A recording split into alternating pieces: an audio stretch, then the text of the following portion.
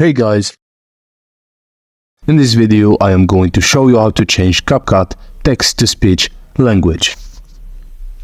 You can typically find the language or voice settings within the app. To change the text-to-speech language, follow the steps. 1. Upload video. Upload media files from the computer, MySpace, Google Drive or Dropbox by scanning the QR code or uploading it directly. Step 2.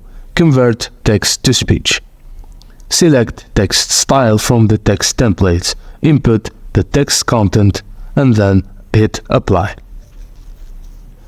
Next, choose your desired language, apply the text to speech to the one clip or the whole video. Feel free to apply the voice effects, noise reduction, volume adjustments, and fade in and fade out. Step 3. Set parameters including file name, resolution, format, and quality. Download the video or share it on your social media channels like TikTok.